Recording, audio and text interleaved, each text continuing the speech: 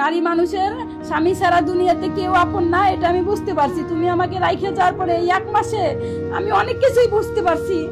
আমার বিয়ে 14 বছর হয়েছে, আমি চাই না যে আমার সংসারটা ভেঙে যাক। বাচ্চাদের মুখের দিকে তাকায় আমি তোমার কাছে থাকতে চাই।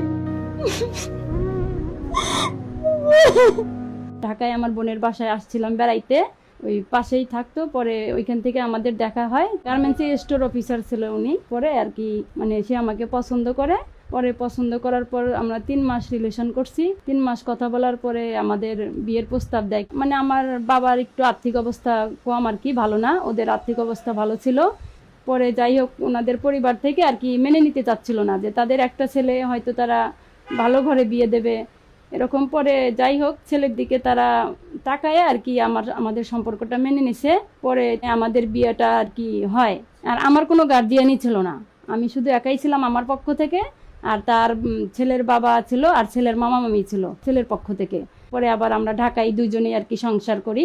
সংসার করার পরে যা হয় সবাই তো সব ফ্যামিলিতে সাধারণ একটু টুকটাক নিয়ে লাগতো আমার হাজবেন্ডের সঙ্গে। মানে আমার হাজবেন্ড জানি না আমরা ভালোবেসে বিয়ে করছি, কিন্তু আমাকে সে শুরু থেকেই ভালোবাসে নাই, ঠিক আছে। আমার প্রতি যে একটা টেক কেয়ার ফিলিংস ভালোবাসা এগুলা সে আমার প্রতি করতো না। পরে আমি এটা তাকে অনেক বুঝাইছি, অনেক বলছি যে এরকম কেন করে বা আমারে ভালো লাগে না নাকি, আমরা তো ভালোবাসি বিয়ে করছি, তাহলে এখানে তো কোনো ভালোবাসার চিহ্নই দেখি না। পরে এরকম আমি অনেক কিছু বললে সে কিছু বলতো না, চুপচাপ থাকতো। সে টুকটাক লাগেই ঝগড়া, 2-1 কথা বললে সে এরকম আমাকে ডিভোর্স দিতে যায়। অনেক কয়বারই এরকম আমাদের ঘটনা ঘটছে। আমার একটা প্রথম যখন বাচ্চা হয়, বাচ্চাটা সহ আমাকে আমার বাবার বাড়িতে রাইখে আসে। যে আমার ভুল, আমার একটু রাগ বেশি, আর আমি মানে অতি তাড়াতাড়ি রাইগে যাই, আমি রাগটা কন্ট্রোল করতে পারি না। তার ইচ্ছা ছিল সে শুরুতে আমার বিয়ের শুরু থেকেই বলতো, মানে সে তার বাবা মাকে অনেক প্রচুর পরিমাণ ভালোবাসে। তার ইচ্ছা আর কি মানে আমি তার বাবা মা ভাই বোন আত্মীয় স্বজন সবার সঙ্গে ভালোভাবে চলাফেরা করব এবং মানে আমার ফ্যামিলি জি জি আমার ফ্যামিলির চাইতে তার ফ্যামিলিটাকে প্রাধান্য দেব বেশি আর কি, সেটাই সবসময় চাইতো। কিন্তু আমি একটু ছোটবেলা থেকে নার্ভাস, মানে কথা টথা কম বলি আর কি, মেলামেশা কম করি সবার সঙ্গে। মানে তার পরিবারের সাথে আপনার সম্পর্ক কখনোই ভালো ছিল না? না, ভালো ছিল না এবং ঝগড়াঝাটি কিছুই হইতো না, কিন্তু আমি একটু কথা কম বলতাম, তাদের সঙ্গে মিশতাম কম। আমি যখন ফোন দিয়ে কথা বলি তখনই ওরা কথা বলে। কিন্তু ওই যে বললাম যে আমার শাশুড়ি প্রথমে তারা আমাদের বিয়েটা মেনে নিতে পারে নাই, সম্পর্কটা, তখন থেকে আমি তাদের মনে একটু কালো। কিন্তু আপনার তো উচিত ছিল যে আপনার ব্যবহার দিয়ে আপনার কাজকর্ম দিয়ে আপনি আপনার শাশুড়ির মন জয় করবেন। একজন পুরুষের কিন্তু এটা খুবই যৌক্তিক চাহিদা যে আপনি তার সংসারে এসেছেন, তার বাবা মা ভাই বোন যেমন আপনাকে সহযোগিতা করবে, আপনিও তার বাবা মা ভাই বোনকে নিজের মতো করে মেনে নেবেন। জি, এটা একটা চাহিদা সবার থাকে। হ্যাঁ, কিন্তু না, আমরা তো ঢাকায় থাকতাম, বাড়িতে কম। 14 বছরে মনে হয় আমি ওই যাই দরকারি যখন ছিল তখনই বাড়িতে যাইতাম, গ্রামের বাড়িতে, মানে অতটা বেশি যাওয়া হইতো না শ্বশুর বাড়িতে। এর জন্য আর কি মানে তাদের সাথে আমার বন্ডিংটা কম। আপনিও কখনো ভালো করার চেষ্টা করেন নাই? না, ভালো করার চেষ্টা আমি যতটুকু পারছি করছি আর কি। মানে তারা তাদের মনে আমাকে মেনে নেয় না তারা, ঠিক আছে। আমার শ্বশুর আমার 14 বছর বিয়ের বয়সে কোনোদিনও আমাকে বৌমা বলেও ডাকে নাই। আপনাকে তো সেই সুযোগটা দেওয়া উচিত ছিল। হ্যাঁ হ্যাঁ, আপনাকে একটু কাছে টানার চেষ্টা করা উচিত ছিল তাদের পক্ষ থেকে। তারা কখনোই ওইটা চায় নাই, আমাকে কাছে টানে নাই। আর আমার হাজবেন্ডও ওইটাই আমাকে ধরতো যে তার ফ্যামিলির সঙ্গে কেন কথা বলি না, তার ফ্যামিলির সঙ্গে কোনো মানে সে চাইতো গভীরভাবে আর কি সম্পর্কটা তৈরি করার জন্য। কিন্তু আমার হাজবেন্ডও আমার বাবা মাকে কোনোদিনও বাবা মা বলে ডাকে না, আর ফোন দিয়েও কোনো আমার ফ্যামিলির কোনো খোঁজ খবর নেয় না যে কেমন আছেন কি করতেছেন এই সেই। যে সে আমার বাবা মাকে ডাকে না, তাহলে আমি কেন তার বাবা মার সঙ্গে এতটা করব, এই রাগটা আমার ভিতরে ছিল। এখন আমার হাজবেন্ডের অনেক টাকা পয়সা হয়েছে, কোটি কোটি টাকার মালিক সে। গ্রামের বাড়িতে 5 তলা বাড়ি করছে, আবার 1 তলাও বাড়ি আছে, অনেক অনেক কিছু করছে। হয়তো আমারও সুলাই করছে, কার কপাল কোন দিক দিয়ে ভালো আসে আমি জানি না। সংসারের কত বছর বয়স? 14 বছর বয়স, 2টা মেয়ে 1টা ছেলে। বড় মেয়ের বয়স 12 বছর আর ছোট মেয়ের বয়স 7 বছর, আর ছেলেটার বয়স 5 বছর। সে যখন চাকরি করতো তখন তো করতো, এরপরে 1 বছর থেকে তার চাকরি নাই, বিজনেস করতো। পরে সে বলছিল যে এখন আমরা গ্রামের বাড়িতে চলে যাই। পরে আমি যাই হোক আটকায় রাখছিলাম 1 বছর। আমাদের টুকটাক ঝগড়া লাগছিল, টেক কেয়ার করে না। আমি অসুস্থ হইলে আমাকে ডাক্তারের কাছে নেয় না। পরে এইগুলো নিয়ে গ্যামজাম হওয়ার পরে আমি বলছি যে এই সংসারে আমি যেহেতু এতই ঝামেলা, আমার যেহেতু আমাকে নিয়ে কোনো সমস্যা, আমার জন্য কিছু হবে না, তাহলে আমার বেঁচে থাকে লাভ কি? এর জন্য আমি করতে গেছিলাম, যে 14 বছরে আমি তার কাছ থেকে কিছুই পাইনি। তাই বলে আপনি পরিবেশটাকে এমন ভাবে ঘোলাটে ভাবে তৈরি করে ফেলেছেন, আপনি নিজেই বলছেন যে আমি তাকে ভয় দেখানোর জন্য কাজটা করেছি, কিন্তু এটা বাদ দিয়ে অন্য কিছু করার মানে যেত না?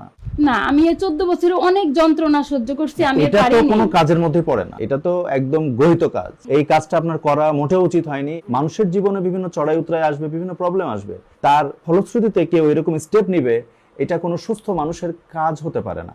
এটা তো একটা অপরাধ। সে আমাদের পাশের রুমের লোকজনকে ডাইকে নিয়ে আসছে আমাকে বাঁচানোর জন্য। পাশের লোকদেরকে ডাইকে নিয়ে আইসা মানে ওরা বাঁচানোর চেষ্টা করতেছে, আর আমার হাজবেন্ড আমার বাচ্চা 3টে নিয়ে বাসা থেকে পলায় চলে গেছে। বাচ্চাগুলো নিয়ে সরে যাওয়ার পর সে আমার গার্জিয়ান, আমার আপা দুলাভাই ছিল ওইখানে, পরে তাকে মানে ঘন্টাখানিক না দেখার পরে, অনুপস্থিত থাকার পরে আমার দুলাভাই ফোন দিছে যে বাচ্চাদের নিয়ে তুমি কোথায় গেছো? সে বলে আমি বাচ্চাদের নিয়ে বাড়িতে চলে আসছি, গ্রামের বাড়ি চলে গেছে। আমার হাজবেন্ড, আমার শ্বশুর শাশুড়ি, আমার ননদ, তার ফ্যামিলির সবকটা লোক আমাকে ব্ল্যাক লিস্টে ফেলছে।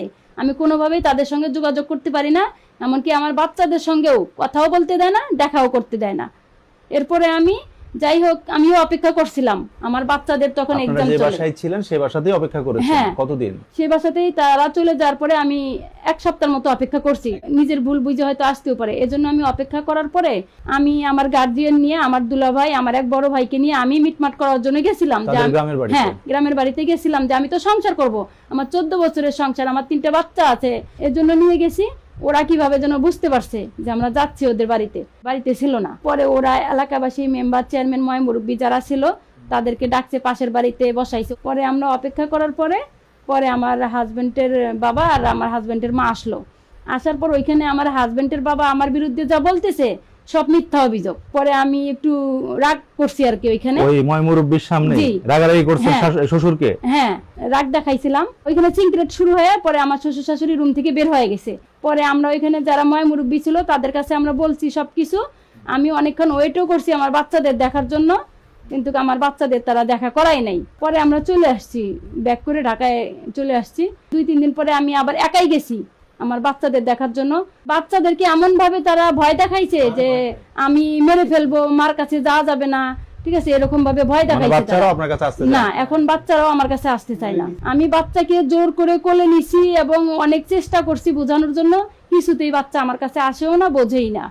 পরে তখন আমিও চলে আসলাম। আবার এর ভিতরে আমি ফোনে অনেক যোগাযোগ করি, আমার হাজবেন্ডকে মেসেজ দেই, কোনো রিপ্লাই দেয় না, কল দেই, রিসিভ করে না। আমি কয়েকবারই গেছি বাচ্চাদের কাছে দেখার জন্য।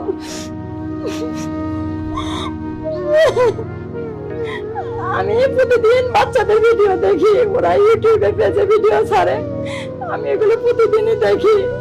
আমি জানি যে আমার অনেক রাগ, ঠিক আছে, আমি তোমার কাছে ক্ষমা চাচ্ছি, ঠিক আছে, আমি আমার ভুলগুলো বুঝতে পারছি। আমার বিয়ে 14 বছর হয়েছে, আমি চাই না যে আমার সংসারটা ভেঙে যাক, ঠিক আছে, কারণ আমার 3টে বাচ্চা আছে।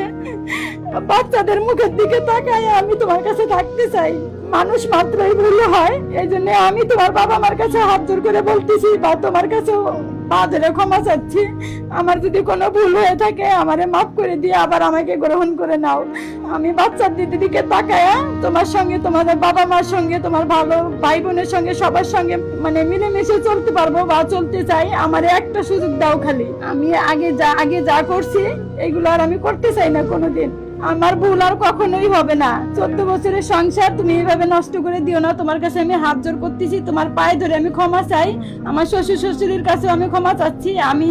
আমি চাই আপনারা একটু আমাকে ক্ষমা করে দিয়ে আমাকে আবার একটা সুযোগ দেন। তোমাকে বলতেছি, স্বামী তুমি ছাড়া আমার কেউ নাই। আমি আমার ভুলগুলো বুঝতে পারছি, এরকম ভুল আর কোনোদিন আমার হবে না।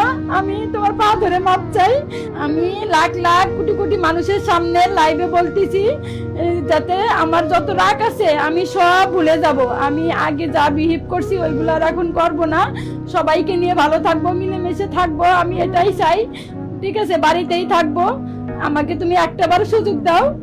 এখন আমি বুঝতে পারছি সবাইকে নিয়ে, স্বামী, সন্তান, শ্বশুর শাশুড়ি, ননদ, সবাইকে নিয়ে ভালো থাকবো, সুখে থাকবো, বা ভালো ভাবে চলাফেরা করব, এটাই আমরা চাই। হাসি খুশি ফ্যামিলি চাই। আমাদের আগে যা হয়েছে সব আমি ভুলে গেছি। নারী মানুষের স্বামী ছাড়া দুনিয়াতে কেউ আপন না, এটা আমি বুঝতে পারছি। তুমি আমাকে রাইখে যাওয়ার পরে এই 1 মাসে আমি অনেক কিছুই বুঝতে পারছি, আমার ভুলগুলো। আমি এই জন্য এই বাসায় আমি একা একা রাত্রে ঘুমাইতে পারি না। আমার হাজবেন্ড জানে যে আমি ওকে অনেক ভয় পাই ঘুমাইতে, কিন্তু এই 1 মাস আমি অনেক কষ্টে ঘুমাই, সারাদিন আমার যেভাবে কাটুক, কিন্তু সন্ধ্যা হলে আমি ওই বাসায় থাকতেই পারি না। মনে হয় আমি বাসা থেকে বের হয়ে যাই, কিন্তু অনেক কষ্ট করে রাতে ঘুমাই। আমার পাশে আমার বাচ্চারাও নাই, কেউ নাই। আমি এখন ওই ভাড়া বাসায় আছি। যে বাসায় সবাই একসাথে থাকতেন, জি, আপনার জি, স্বামী আপনার জি। বাচ্চারা মিলে, সে একা ওই বাসায় একাই হ্যাঁ, আছে? একাই ওই বাসায় এখনো আমি রাত্রে একাই থাকি, একাই ঘুমাই। তোমার কাছে আমি শেষবার মাপ চাচ্ছি, আমি সবার কাছে ক্ষমা চাচ্ছি। আপনারা সবাই আমাকে ভুলটা বুঝে মাফ করে দেন। ভুল মানুষ মাত্রই হয়, আমি বুঝতে পারছি আমার ভুলগুলা, এই জন্য আমি এখন সবার কাছে ক্ষমা চাচ্ছি। আমারে মাফ করে দিয়ে আমারে একটাবার সুযোগ দেন আপনারা। আমার 3-3টে বাচ্চা আছে, আমি তাদের মুখের দিকে তাকায় ওইখানেই আমি পড়ে থাকবো। এজন্য আপনারা আমাকে একটাবার সুযোগ দেন আর কি। আমি আমার ভুল বুঝতে পারছি, আমি আর এরকম কোনো কিছুই করব না।